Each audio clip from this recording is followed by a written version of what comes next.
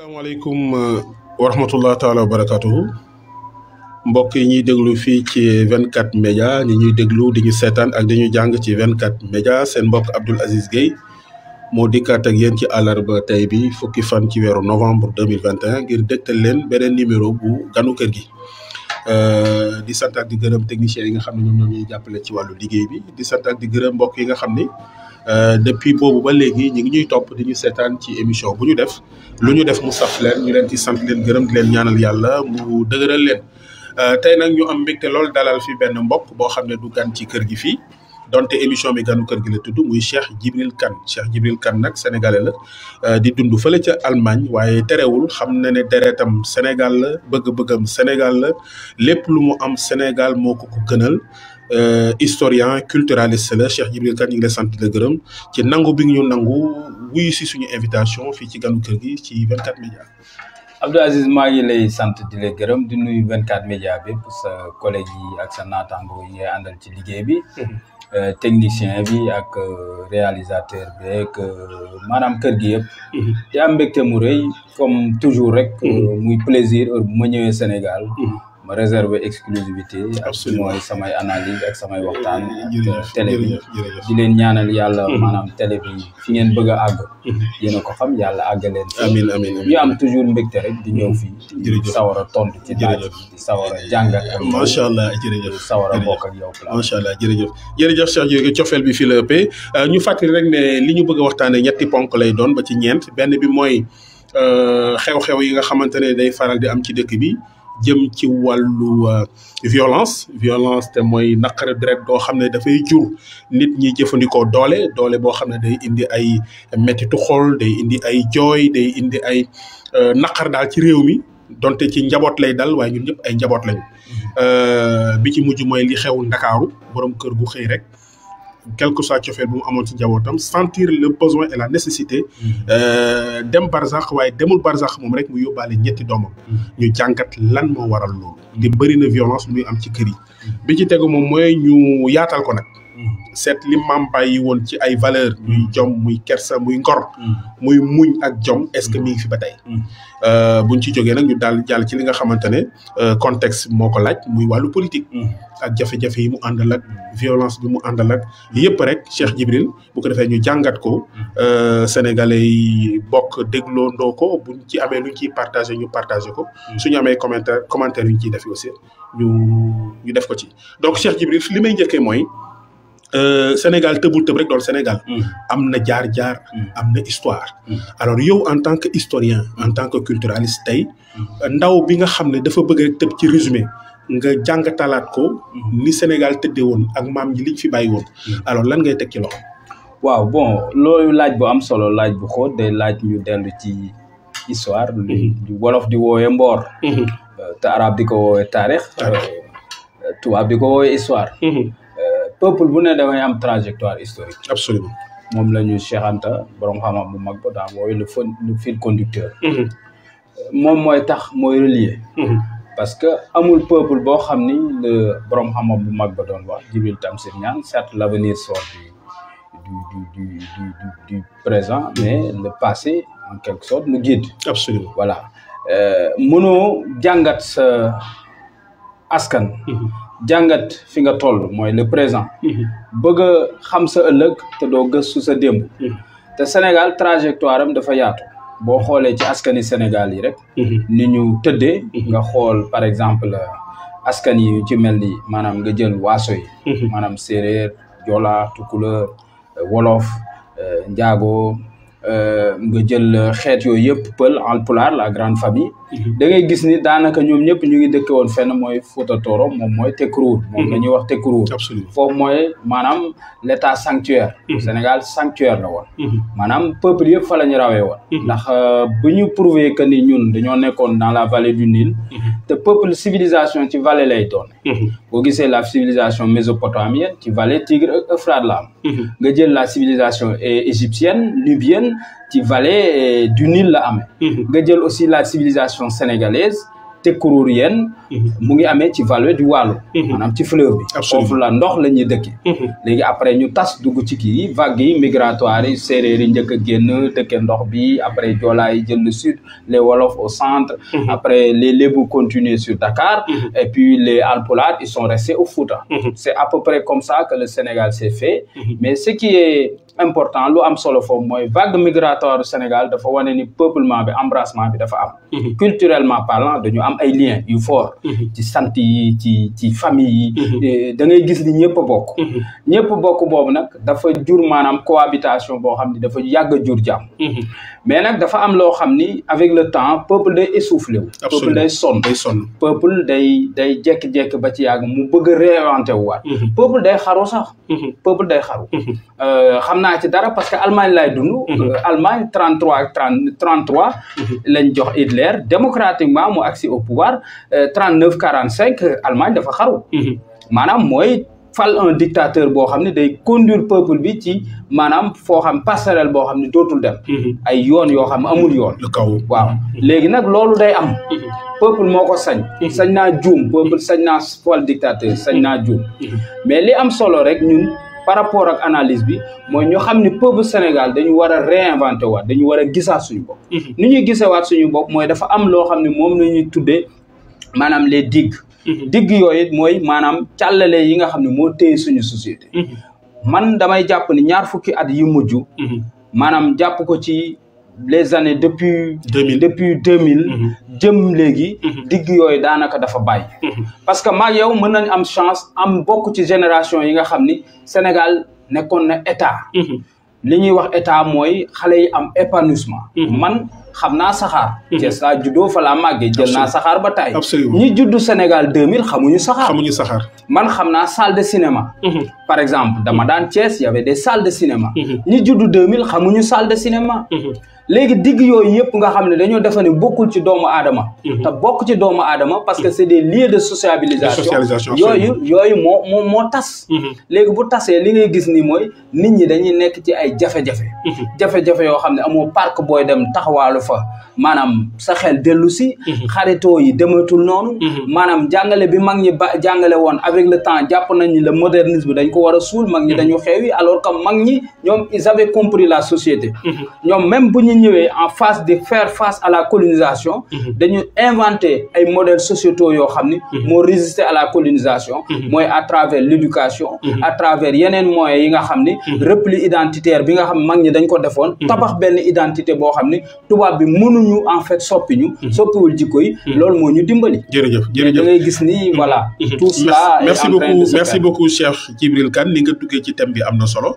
donc su ma la comprendre indi nga li nga xamante ne moo tabaxoon Sénégal ba tax ñu ne Sénégal muy mbokkoo gi mooy cofeel bi amoon ci suñu biir mu jaare ci wàllu deret mu jàll ci wàllu waaso mu jaare ci wàllu bëggandoo lu baax alors indi nga itam lan moo sabab mu mel ni dafa am jafe-jafe yu am depuis 2000 et quelques jëm tey dëgg la wax nga itam li ko indi fañ daan daje di fa nasandoo di fa nocceendoo yërmande di am cofeel di am mel na ni yooyu yëpp dañoo xëy rek mu màbb effectivement te mooy milieu de socialisation yooyu alors donc y a un problème problème yooyu lan la jur ci ay conséquences ba nit ñi tey di ko jooy état di ko jooy opposition di ko jooy société di ko jooy école même bi nga xam ne tey moo am mission régalienne pour yar ak former di ko jooy parce que suñu demee ba élève attana dóor professeur am parce que mi ngi mel ni taalibe bi dóor sëriñam élève bi dóor professeur am ci biir classe da nga koy méngaleeg taalibe bi nekk ci daara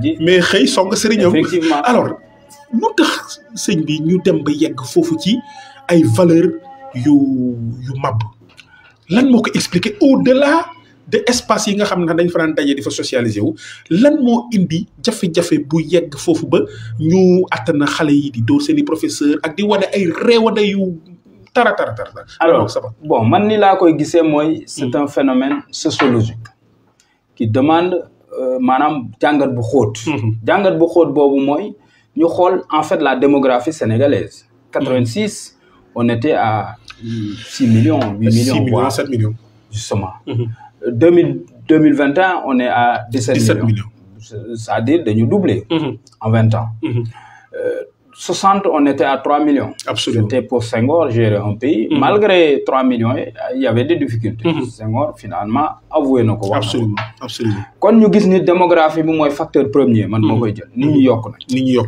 mais yokku googu ñu yokku on te dit statistique nationale du samay wax statistique nationale nee nañ sénégalais de 0 ans à 40 ans mooy 80% de la population sénégalaise. De 0 à 40 ans. De 40 ans. Mooy xale yi ñoo ëpp. Moins de 19 ans jëm suuf. Ils font 65% de la population sénégalaise. Moins de 19 ans. Mooy ñi ëpp ci xale yi ci Sénégal ay xale lañ. Ay ndaw lañ. te y a un décalage ba nga xam ni tey jii tey. xale ak mag comprendre tuñ. parce que digg yooyu nga xam ne moo daan def bu njëkk di ñu dajale ay lieux. xale yi di am fu ñu terrain de foot bu ñu footballé. xoolal Mbour est-ce que xale yi amatu nañ. fu ñu footballé amatul espace. te ni mu amee Mbour noonu la amee fépp ci Sénégal. te boo demee Thiès moo fa am. nga dem Casamance moo fa am. nga dem Dakar Pire. kon xale yi ñoom instant yi nii man bokk bu ma koy gis damay gis c'est les plus oubliés de la société sénégalaise. léegi loolu day jur ay frustration. maa ngi comprendre phénomène boobu ci bi ñuy def suñu projet ak immigration irrégulière. J'ai essayé de chercher des motifs lan mooy tax ñu bëgg a génn coûte que coûte.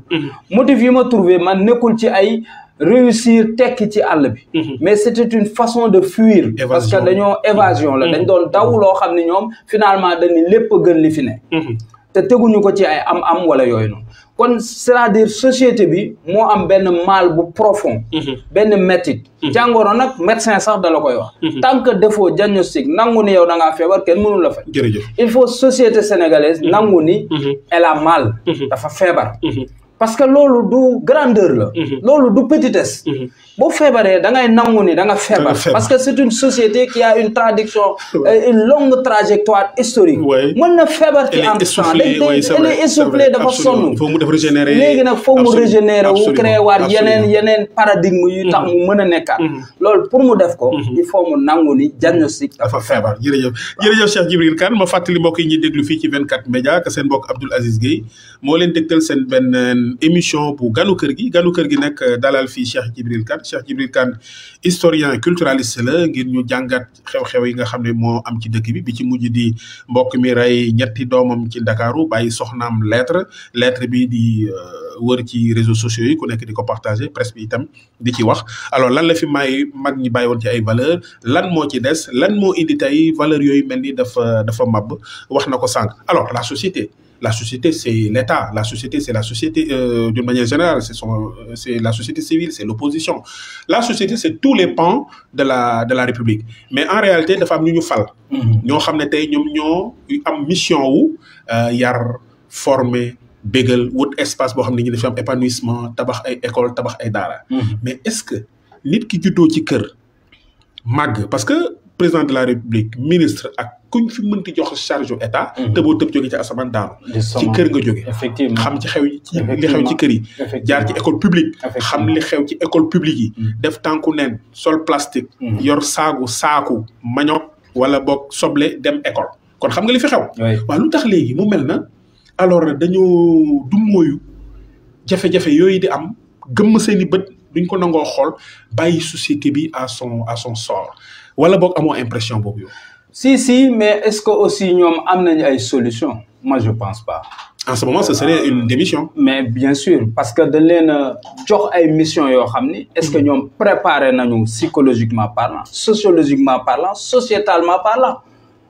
Parce que du rôle politique, société, dans les pays qui se disent démocrate respecté dafa am cër yoo xam ne dañ koy jox ñi nga xam ne ñoo ko moom dafa am acteurs yoo xam ne quel que soit alpha dañuy rester neutre ils sont là pour servir une république qui peut s'appeler le Sénégal ou bien la Mauritanie ou bien la Gambie wala Allemagne wala France ñooñu duñu politique duñu changer c'est des commis d'État c'est des fonctionnaires ay mën nañu nekk ay fonctionnaires dans le rôle régalien bi nga xamni mission lañ yor diko def au niveau de la République mën na nek des sociologues yo xamni comme ay bàjjanu gox ak yoy yep ay rôle lañu jouer ci société bi président il est là pour coordonner l'action manam mener la voie loolu lañ wax d'autant plus que ñun forme bi ñu yor la forme d'état bi ñu yor mënul permettre président mu def li nga xam ne moom lañ koy xaar ci moom parce que moom c'est un leviathan dans le sens obscien du terme li ñu ko falee noonu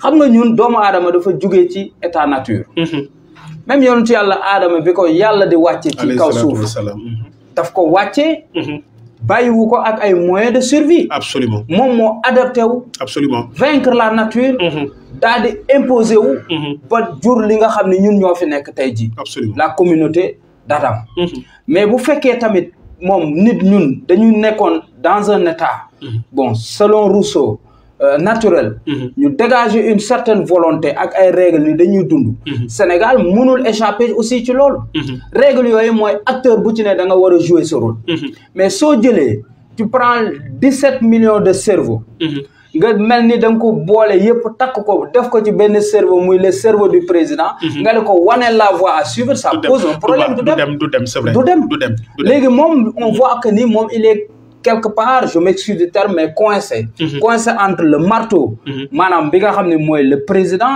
et l'enclume bi nga xam ne mooy la personne te foofu noonu balance boo xam ne la mais boo deful ndànk doo dem parce que la personne l'individu reste individu bi nga xam ne dafa am mission léegi nag nan ngay combiner ces deux énergies là man j'aimerais pas être à sa place parce que mission biñ ko jox ak ñun li ñuy xaar ci moom ak moom ni mu ko bëgg a mënee moi je vois pas dessus jërëjëf Cheikh Djibril Kane waa mais kon léegi fan la ñu jëm bu fekkee ne yow mi nga xam nit ki nga xam ne moom la ñu tànn ci biir 17 millions de Sénégalais yi ne ko doxalal ñu topp ci sa ginnaaw jox la ay ministre jox la ay conseil jox la lépp loo soxla ci moyen ngir nga doxalal Sénégalais yi ñu tëddee nelaw seen xel dal alors ñu remarqué lu mel ni ci moom ci mel ni lu tëleel mu mel ni xeetu tële alors donc la société sénégalaise va vers quoi ou bien va vers où ñaari théorie mooy am pour man mooy dañuy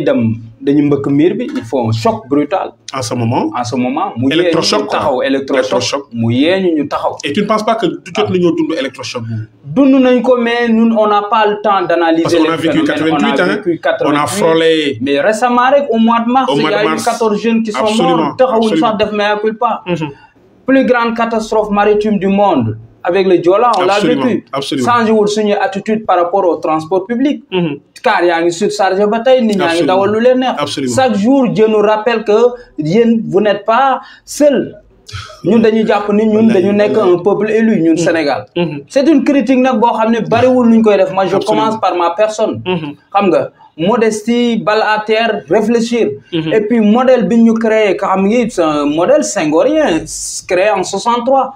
Après, bon, affaire 62, avec Dia, bon, il nous propose un régime présidentiel. Après 4 présidents, Senghor a été obligé de démissionner. On nous maquille ça, mais dans l'histoire, on parle d'une démission. Senghor a été obligé, forcé à partir. Parce que il nous choisit Abdou Diouf qui passe 20 ans, finalement, il a échoué. Il faut dire les choses comme telles. Abdoulaye Wade, il est venu, il a échoué aussi. Macky Sall, il va vers cette direction-là. Parce que le modèle BIMO permet de réussir. Le modèle BIMO, il dit nit. Nit ku nek simple, ku bëgg liggéey, ku am ambition. Mais mu jël ko transformer ko koo xam ni soit dalay def un dieu sur terre, un robot, wala mu def la un quelqu'un boo xam ni un extraterrestre boo xam ni finalement le décalage entre les Sénégalais day bari ba nga xam ni on le voit. xam ni président bi décalage bi mu am ak le peuple bokkuñu. C'est vrai. Réalité sax Abdou Diouf toog na fii naa ni xawma ni juróomi dërëmu meew ay café ainsi de suite. Décalage yi moo dul bokk parce que c'est le système qui façonne les gens comme ça. Tant que nous opérons avec un système pareil, problème bi nak danger bi moy le monde va tellement vite. Tellement vite. Légui ñun dañu défani won dina leen ni dañuy tok duñu xaar. Mais dañu tok duñu xaar. Et puis on a vu la démographie. Sénégal di doubler sa population di doubler. Alors que nit ñi di gën di daanu ci pauvreté. Absolument. Alors que man musna la wax et je le crois. Moi je pense ñun nous sommes un peuple béni. Ñun dañu réew moo xam ne yàlla daf ñu tànnal bañ na ko ba gëm ñuy tànnal suñu benn frontière géej gi la ñu defal frontière. ñu am surface terrestre am surface maritime. li la koy wan mooy géej gi tey fa la ressources naturelles yi fa la gaz bi ak pétrole bi daanaka nekk. mu bokk ci ñun. 730 kilomètres de côte. loolu ñi ko am fii Afrique bariwul. ñu am loolu lépp mais finalement on l'exploite pas. Pourquoi? Parce que en fait casting bi ak nit ñi mission yi leen di jox. souvent ça pose un problème.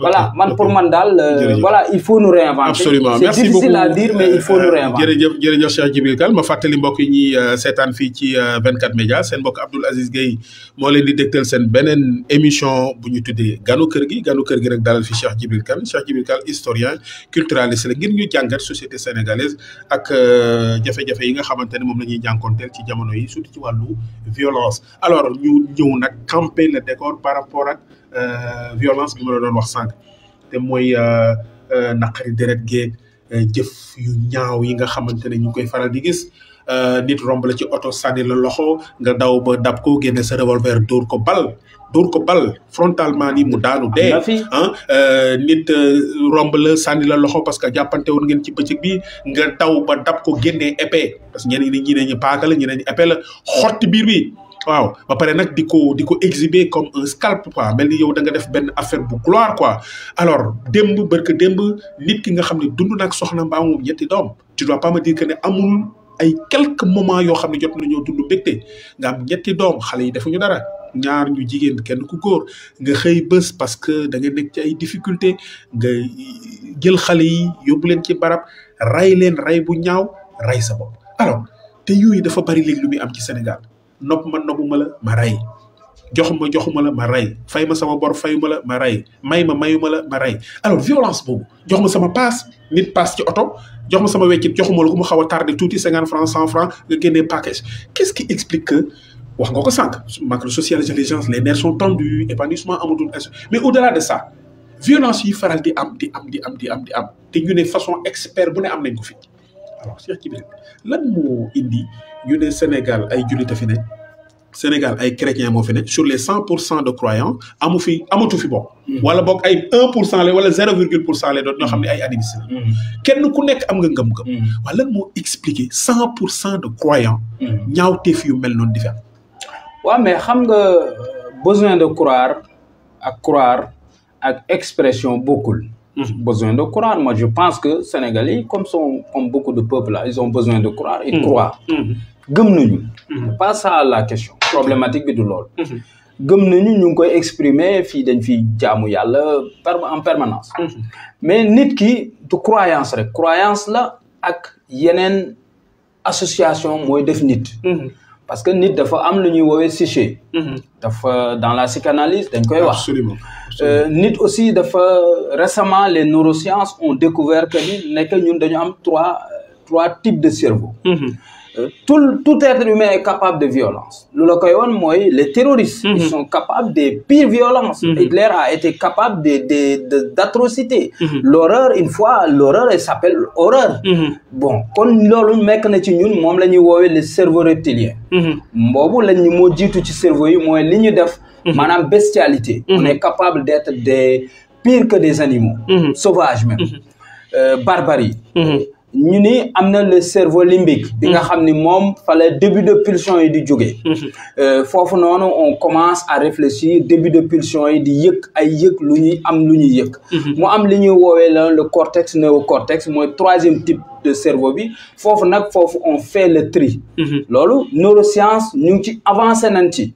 léegi ñu bari bu ñuy jël analyse ci phénomène terrorisme yi ak yooyu noonu wala les grands criminels. Par exemple aux États-Unis ñi nga xam ni dañuy commettre ay meurtres répétés ak yooyu te mënuñu ko bàyyi c'est devenu une passion de leen di étudier ci côté boobu pour wane ni la fragilité de l'être humain. Sénégal aussi y en a certainement mais la problématique bi ma gis Sénégal mooy encore une fois fi may ñëwaat mooy feebar te nangu wooni feebar nga parce que ñun ñi ñuy identifier jàppe leen entre guillemets ñu may woowee les fous maanaam dof ñi nga xam ni bon man je peux en parler j'ai mon cousin depuis bon je suis né il a à peu près plus de 60 ans je suis né je l'ai trouvé comme ça voilà, il avait des problèmes psychiques. Moom na màggale actuellement il en a plus de 65. Mais ba tey rare ay quelques moments de violence la doon am et puis après il se calme mais jeex na. kooku mën nañ ko maîtriser. Mais ki nga mënta maîtriser mooy comme ce fou là. Voilà ce docteur là dentiste. bu am cabinet di dugg ci nit ñi di jaxasoo nit ñi ñu defa ne kii c'est un être social vraiment qui s'est intégré dans la société. Ba pare il est capable de faire des atrocités pareil. rey ay doomam au finish mu rey boppam. te boo xoolee bàyyil ñu benn lettre boo xam ne qui va faire forcément plus mal à son ex et à sa belle famille. ba pare boole ñu aussi la façon maanaam bu mu reyee ay doomam parce que l'étanine boobu mu leen dugal leen loolu noonu scientifique yi dañ koy étudier spécialiste dañ koy étudier man xam naa ci dara parce que am naa muus Allemagne bu mu demee ba atteindre âge yu dem mais boobu lañ koy piqûre dose bi rek la ñuy yokk pour nit mais benn la en fait lan la mort lay doon mais mort ralenti ba pare doo yëg douleur il préfère être doux comme ça en tuant ses enfants mais moom sa façon de se faire tuer mooy lan dafa dagg ay venin. Absolument. Donc c'est la douleur totale extrême. doguma la Cheikh Djibril mais dañ ne façon suicide bu nekk am na message bu borom di renvoyer. Effectivement. Alors le fait que mu incugité li mu incugité doom yi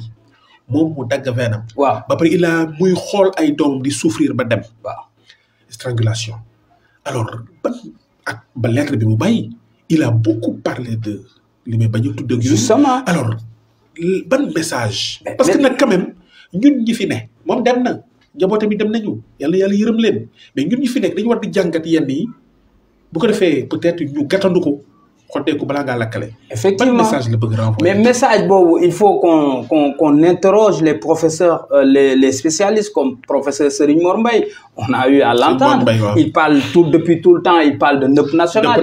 Il utilise un mot qui est de nous. mooy ndëpp national mooy liggéey bii ñu bëgg ci suñu société bi Serigne bi ci la bokk.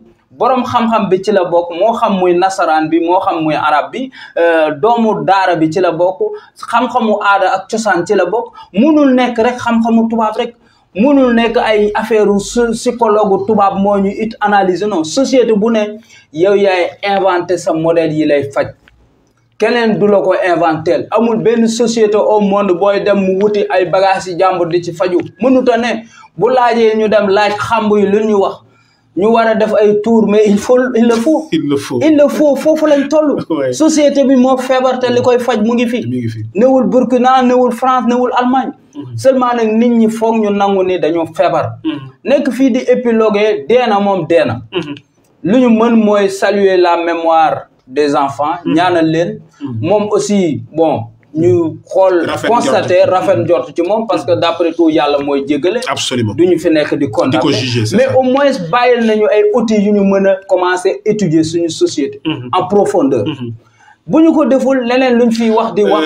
ay problème est-ce que yaakaar mën na am ba tey. mun na am malgré yi fi am ci jafe-jafe fi violence bi tollu waxante lu ñaaw defante lu ñaaw jëfante lu ñaaw alors est-ce que ba tey ba fi may wax ak yow ni tey yaakaar mën na am ne Sénégal mën na delluwaat jóg.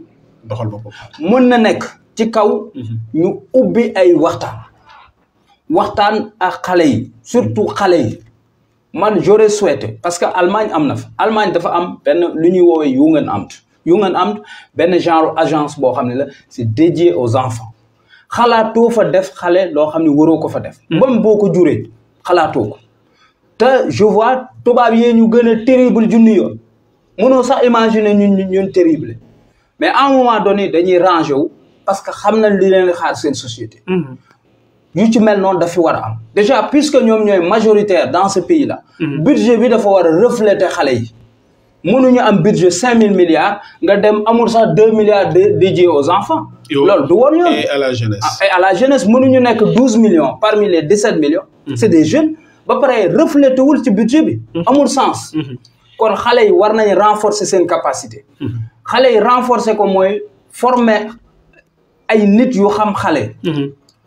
ci aada ak cosaan ak nu leen di taxawee ak lu fi daan am ay scout programme yooyu ay mouvement pionnier éclaireur yooyu yëpp fexewaat ba xale yi école bi jouer son rôle d'antan ba pare nga fexe ba xale yi inciter leen à ce que des travaux collectif comme lu ci mel ni ay jëmbat garab déjà xoolal Mbour avec cette atmosphère là désolante amul garab Thiès pareil Dakar moom waxatuñ ko mais loolu rek absence d'oxygène boobu garab bu baax boobu rek ñu war ko noyyi rek mais loolu rek mais les nerfs c'est tout à fait normal que finalement parce que sénégalais nekkul nit koo xam ne de nature dafa dal ñun daluñu boo demee ay peuples yu mel ne ay Kenya ay Zanzibar Tanzanie ñoom dañu nekk ay peuples yu dal bien que am nañ seeni forme de violence yu gën a métti mais ñu ngi jéem a xool ni ñuy retourner woo comme Rwanda à l'époque dañu dellu sur la philosophie du Ubuntu jéem a retourner wu dans le passé